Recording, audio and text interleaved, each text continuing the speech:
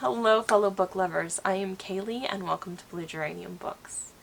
So today I'm here to do what I hope is the first in a new series, and I'm calling it Review Shorts.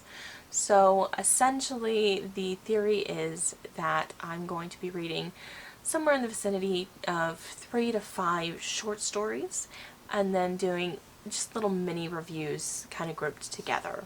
So I absolutely love short stories and I desperately want to learn how to write short stories, and one of the ways everybody recommends is that you read short stories. So I have been intending to read more short stories, and they are something that I think doesn't get a lot of buzz in general. Maybe you hear about a collection here or there, but just like the individual short stories don't necessarily get talked about. And I want to change that because there is a lot of really amazing writing out there that is in short story form. So today I'm going to be reviewing 3 short stories that I read in the last week or so and give you my thoughts on them. So the first thing I want to say is that all 3 stories that I'm going to be talking about today are available to read for free on Tor.com. So if you are interested in one of them I'm talking about, I will leave a link down below in the description where you can find these short stories and read them online at absolutely no cost to you. So the first short story I'm going to talk about today is The Case of the Somewhat Mythic Sword by Garth Nix. This is a fantasy story that is an homage, obviously, to Sherlock Holmes. The detective is Magnus Holmes, who is a cousin of Sherlock's, and he is sent to investigate a somewhat unusual knight that has appeared in the basement of a local pub bar, and he and his assistant Susan, who is studying to be a doctor, go to investigate, and the story goes from there. It's super short, it's only 20 pages long, but I really, really loved how much atmosphere and good backstory, only it's not really backstory, it's more like the hint that the backstory exists, that Nix was able to fit into such a short, confined space. The characters feel fully fleshed out, like there's a lot more that he knows about them than I got in this short story, that makes me really, really hope that he will write another story set in the same world with hopefully these same characters.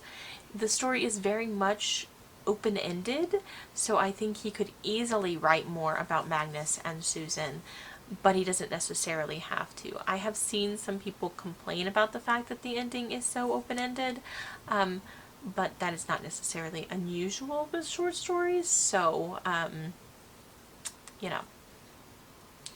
I really enjoyed the atmosphere that Nix was able to create in this story.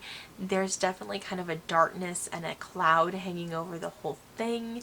There is this hints of dark magic coming that just really give a good tension to the story. I felt like for such a short piece, Garth Nix did an amazing job of creating this world that feels very, very full and like it could be an entire novel in just the 20 pages that he had. And I ended up giving this 5 stars. If you are a fan of historical fiction with fantasy elements, or a fan of Sherlock Holmes and like kind of the continuations that exist in the fantasy realm, I highly recommend that you check this out because it was definitely enjoyable. And if you've read Nix in the past and you've enjoyed his work, I think you might enjoy this story as well because it's definitely got his flavor and his spin, and it's just a really enjoyable piece that will only take you half an hour maybe to read. So yes, that is the first one. So the second story I'm going to talk about today is The Autobiography of a Traitor and Half Savage by Alex E. Harrow, who is best known probably for her debut novel, The 10,000 Doors of January, which I absolutely loved, and is how I found out about this short story. So this is an alternative America, and it's set in the past. So this is during the 1800s. While they are trying to expand west.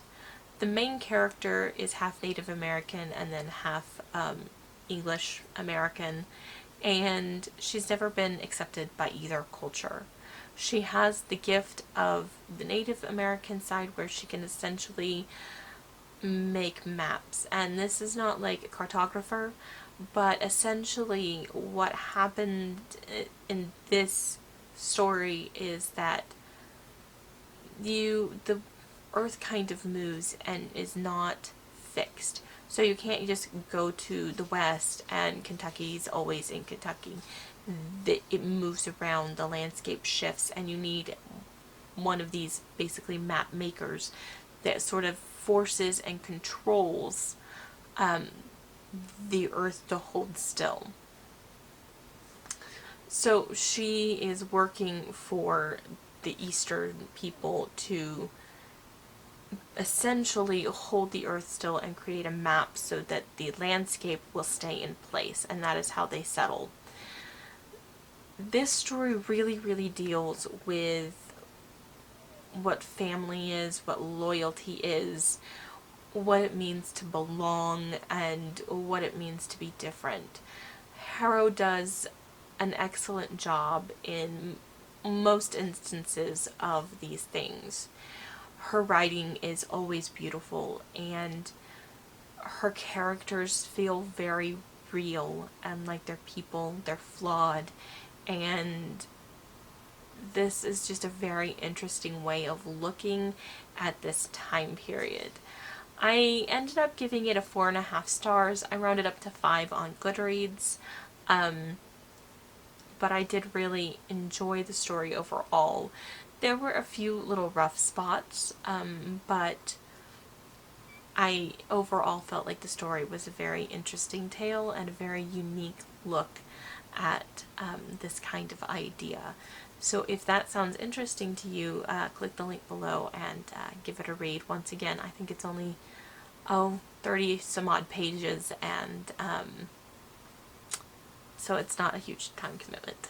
And then the last story I'm going to talk about is actually science fiction, and that is The Game We Played During the War by Carrie Vaughn.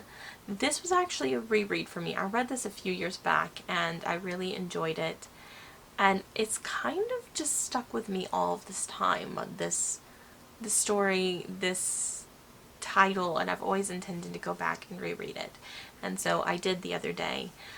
This is about a woman who was a nurse who essentially is sort of the first emissary to go visit someone in the land that her country has been fighting.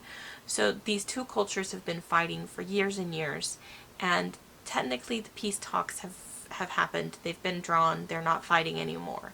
And she goes to visit a man that she both was the prisoner of and had kept prisoner at one time.